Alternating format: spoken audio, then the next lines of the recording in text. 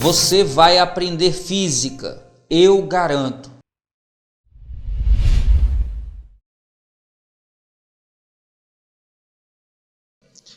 Fera, quando a gente fala de lançamento oblíquo, é porque a velocidade inicial nem é vertical, nem é horizontal.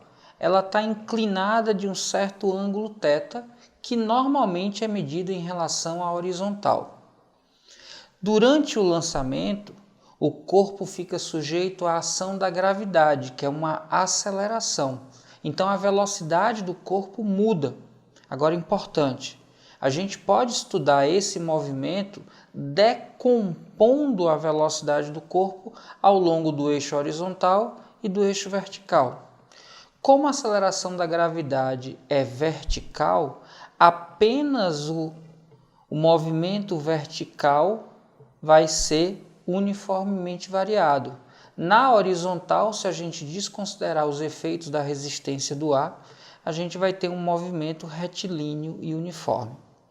Considerando que a velocidade inicial está aqui, formando um ângulo com a horizontal é o eixo que é adjacente. Então, se a gente tiver uma velocidade de lançamento aqui, e chamar essa velocidade simplesmente de V0,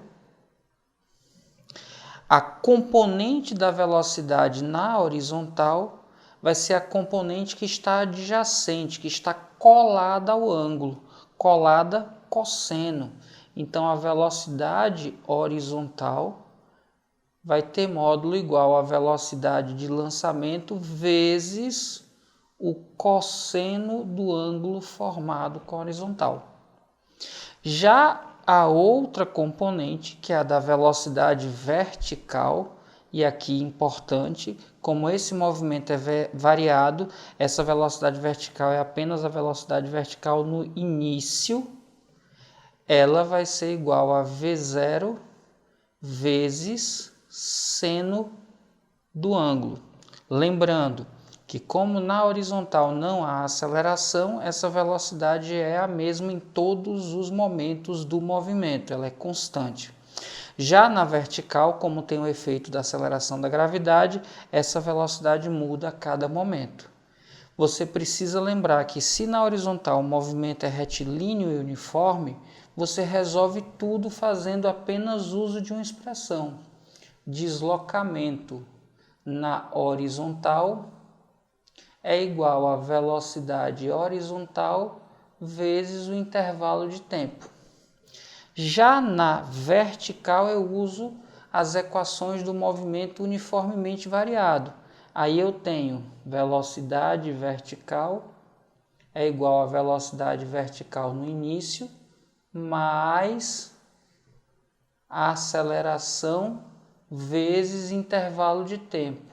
E aí, importante, o lançamento é vertical para cima, a aceleração é vertical para baixo.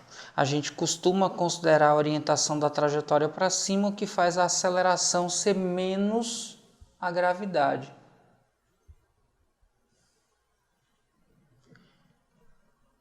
No movimento vertical, o deslocamento ΔS na vertical é dado pela velocidade vertical inicial vezes o tempo, aqui eu estou considerando o tempo como ΔT, mais metade da aceleração vezes tempo ao quadrado. De novo, a aceleração aqui, se a gente orienta para cima, é menos g. E por fim, a gente tem a equação de Torricelli, que a velocidade em qualquer ponto ao quadrado é igual à velocidade inicial ao quadrado mais 2 vezes a aceleração vezes o deslocamento vertical, de novo a aceleração sendo menos g. Então a gente tem essas três expressões para vertical e essa expressão para horizontal. Lembrando que o que é comum a todas elas é esse tempo, que aqui eu estou usando como ΔT, mas se o instante inicial for 0, você pode escrever só como VT, AT, AT quadrado, e aqui não tem tempo. Muita atenção e cuidado com isso. Na horizontal, o movimento é uniforme e na vertical, o movimento é uniformemente variado. Muitos usam para horizontal X e para vertical Y, não tem problema nenhum, pode usar também. Atenção e cuidado com uma coisa. Como eu tenho um movimento na vertical, o corpo começa subindo com aceleração contrária ao movimento, ele vai subindo cada vez mais devagar até que ele chega no ponto de altura máxima e inverte o sentido, deixa de subir e passa a descer. Então, na altura máxima, a gente já sabe que tem inversão no sentido, o que significa que a velocidade é instantaneamente igual a zero. Mas muito cuidado, apenas a componente vertical da velocidade se anula. Na altura máxima, a velocidade vertical é igual a zero, e aí a velocidade do corpo é apenas a velocidade horizontal, já que na velocidade horizontal não há mudança, no ponto de altura máxima a velocidade vertical se anula, mas a velocidade horizontal não. Então a velocidade do corpo no ponto de altura máxima é apenas a velocidade horizontal. Tranquilo? E aí, fera, já merece seu like? Então cai matando aí nesse like, já sabe, se tiver dúvida, deixa nos comentários que eu respondo. Uma caminhonete move-se com aceleração constante ao longo de uma estrada plana e reta, como representado na figura. A seta indica o sentido da velocidade e o da aceleração dessa caminhonete. Ao passar pelo ponto P indicado na figura, um passageiro na carroceria do veículo lança uma bola para cima, verticalmente em relação a ele. Despreze a resistência do ar. Considere que nas alternativas a seguir, a caminhonete está representada em 2 instantes consecutivos. Assinale a alternativa em que está mais bem representada a trajetória da bola vista por uma pessoa parada no acostamento da estrada. Fera, enquanto o corpo está na caminhonete, esse corpo que é arremessado tem a mesma velocidade que a caminhonete, a mesma aceleração que ela. Então, imagine que no exato momento que o corpo é jogado para cima, esse corpo tem a mesma velocidade que a caminhonete. Vou colocar essa velocidade aqui para o lado e vou chamar essa velocidade de V1. Essa velocidade é igual à velocidade da caminhonete. Então, aqui estaria representada a caminhonete.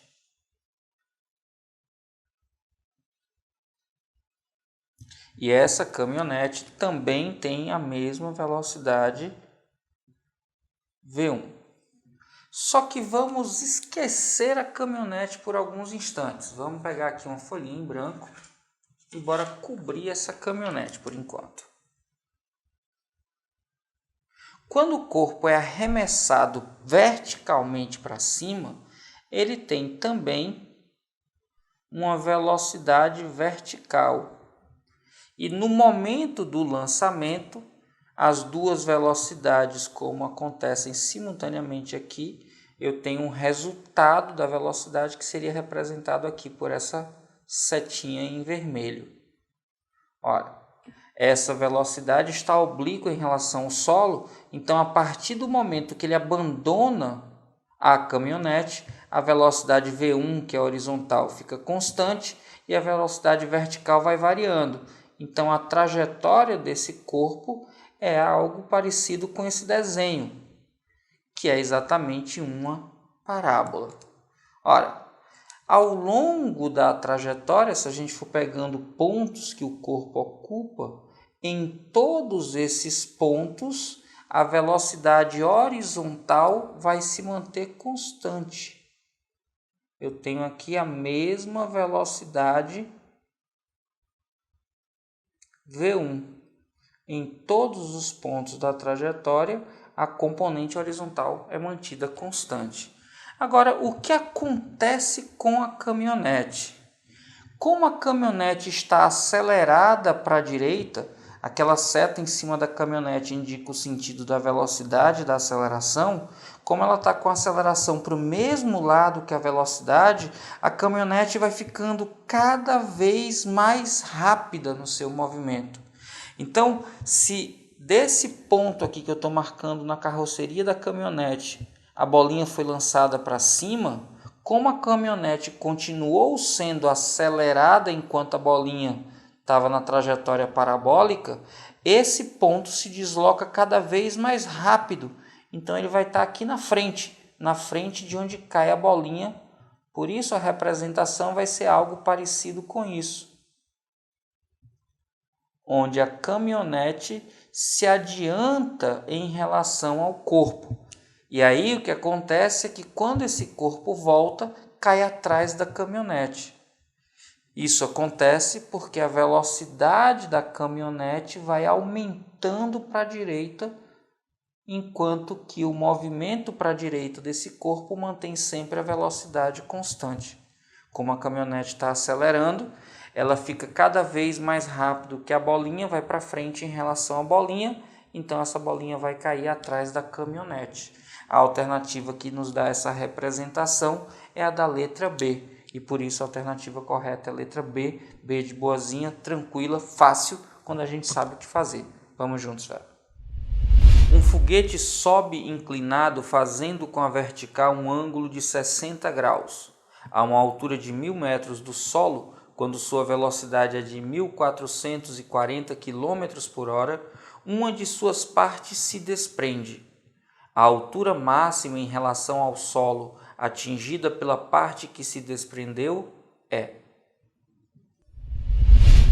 Olha aí, fera. No texto da questão ele diz que a parte se desprende é arremessada com 1.440 km por hora, formando um ângulo de 60 graus com a vertical. Então aqui, olha só, com a vertical 60 graus. Isso quando está na posição 1.000 metros. E aí, como o lançamento é oblíquo, essa peça vai subir e se deslocar para a direita, subir e se deslocar para a direita até chegar num ponto de altura máxima. Aí ele pede qual é essa altura máxima. Ora, para a gente calcular isso, a gente pode simplesmente decompor essa velocidade.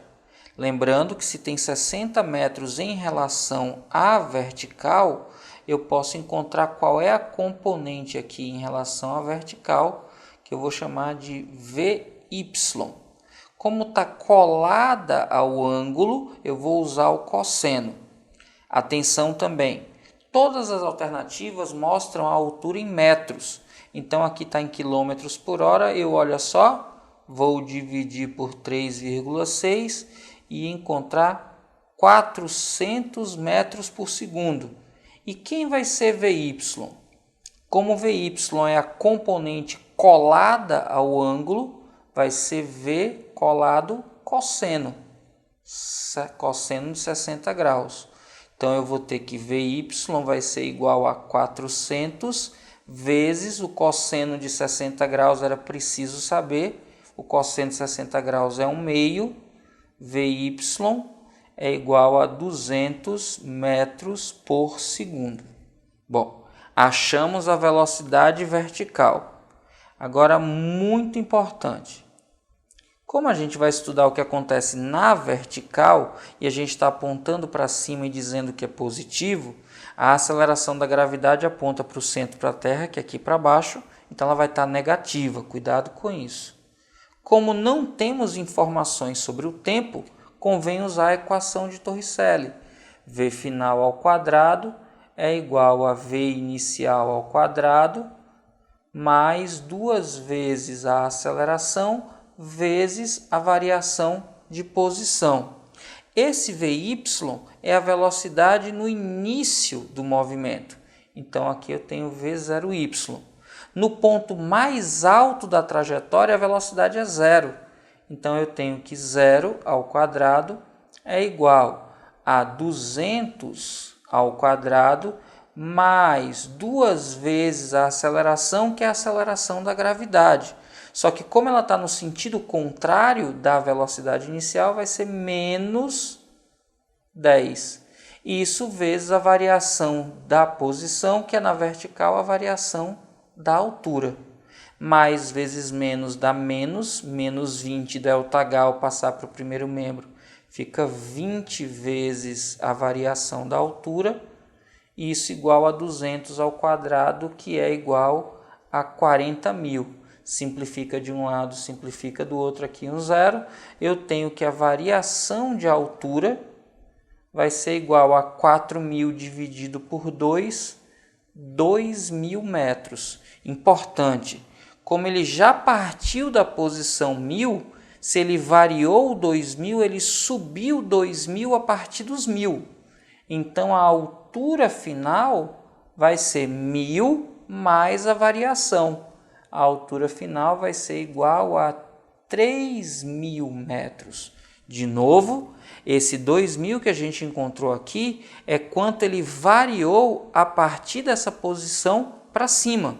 Se essa posição já era 1.000 em relação ao solo e eu me desloquei 2.000 para cima, a minha altura final foi de 3.000 metros.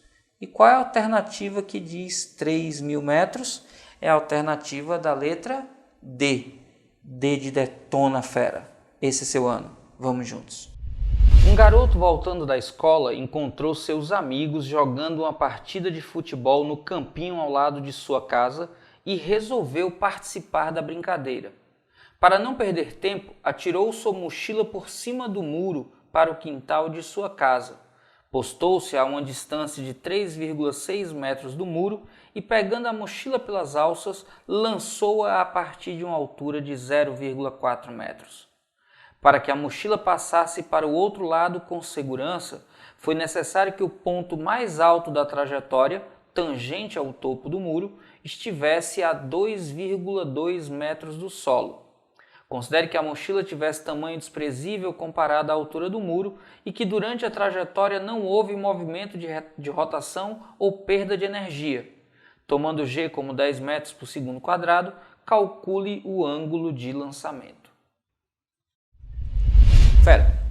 Atenção, porque essa questão é um pouco longa e a gente precisa organizar bem os dados. Lembra que no lançamento oblíquo a gente pode estudar separadamente o que acontece na horizontal e o que acontece na vertical.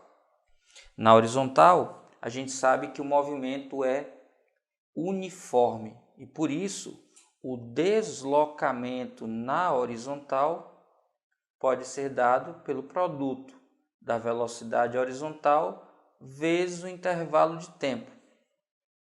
A gente sabe que até chegar ao muro, o deslocamento é de 3,6 metros. E a gente sabe que a velocidade horizontal é uma componente da velocidade de lançamento. Vou chamar a velocidade de lançamento de V0 e a componente é a componente adjacente ao ângulo de lançamento. Então a gente tem aqui cosseno. Isso vezes ΔT. Eu quero encontrar quem é o ângulo, eu nem sei quem é V0, nem sei quem é ΔT. Como tem 3 valores desconhecidos, eu vou precisar de 3 equações para organizar tudo isso. Então eu vou agora para o que acontece na vertical. Lembrando que na vertical o movimento acontece ao mesmo tempo que acontece na horizontal. Então, até chegar na parte do muro, percorrendo 3,6 metros na horizontal, ele vai subir da posição 0,4 para 2,2 no mesmo tempo. A gente pode, então, por exemplo, já que a gente não sabe quem é o tempo, usar a equação de Torricelli, em que a velocidade final vertical ao quadrado é igual à velocidade inicial vertical ao quadrado mais 2 vezes a aceleração vezes o deslocamento vertical. Ao passar por cima do muro, no ponto mais alto ele está sobre o muro. Então, nesse intervalo de tempo que ele percorreu 3,6 metros para o lado, ele chegou ao ponto mais alto da vertical, então a velocidade vertical no ponto mais alto é zero.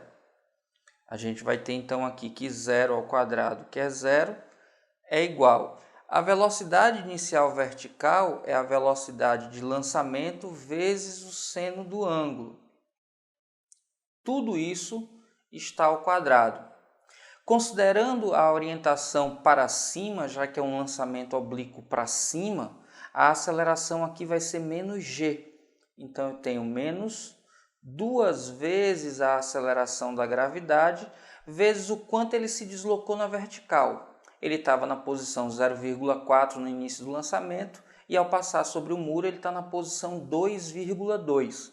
Então, o deslocamento dele é 2,2 menos 0,4, que dá 1,8.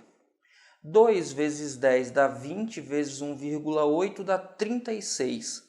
Mudando de membro, eu tenho que 36 é igual a V0 vezes o seno do ângulo, tudo isso ao quadrado.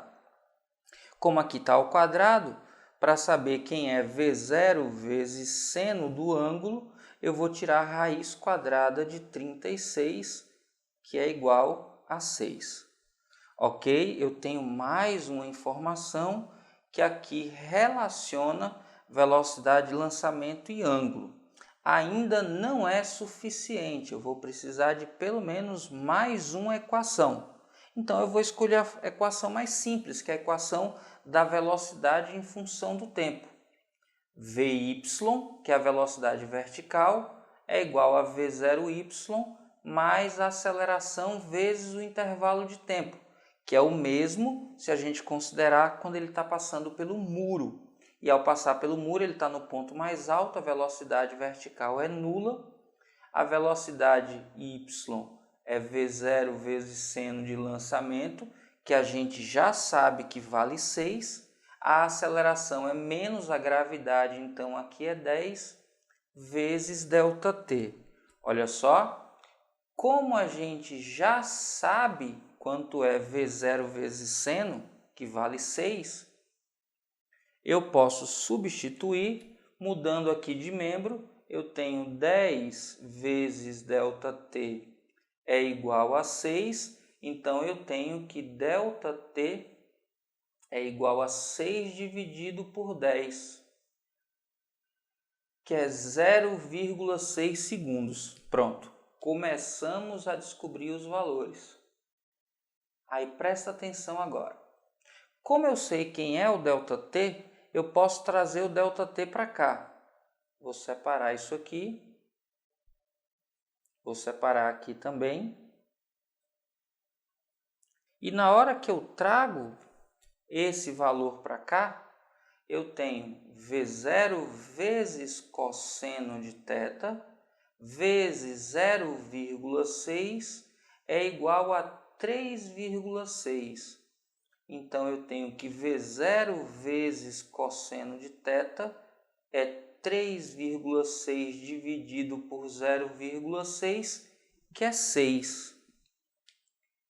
E agora, o grande finale, depois de todo esse trabalho. Presta atenção. Vou escrever em vermelho para destacar. V0 vezes seno é igual a 6. V0 vezes cosseno também é igual a 6. Ora, se V0 vezes cosseno é igual a 6 e V0 vezes seno é igual a 6, isso significa que V0 vezes o seno é igual a V0 vezes o cosseno. E aí eu posso simplificar os V0s e posso trazer esse cosseno, como aqui eu tenho seno e cosseno, se eu dividir dos dois lados por cosseno, eu fico que seno sobre cosseno, e isso a gente sabe que é tangente. Quando eu passo cosseno, aí eu tenho cosseno dividido por cosseno, que é igual a 1. Ora, qual é o ângulo do primeiro quadrante em que a tangente é igual a 1? Isso, o ângulo do primeiro quadrante em que a tangente é igual a 1 é 45 graus. E qual é a alternativa que diz isso para a gente? A alternativa que diz isso para a gente é a da letra C. C de coisa fácil. Não foi tão fácil porque foi trabalhoso, mas o raciocínio é simples. Arma o que você tem na horizontal, o que você tem na vertical e procura um número de equações suficiente para conter o número de informações que você desconhece. Você não sabia V0, não sabia o ângulo, não sabia ΔT. Então precisava armar um sistema com 3 equações. Primeira equação, segunda equação, terceira equação. O resto é só matemática. Tranquilo?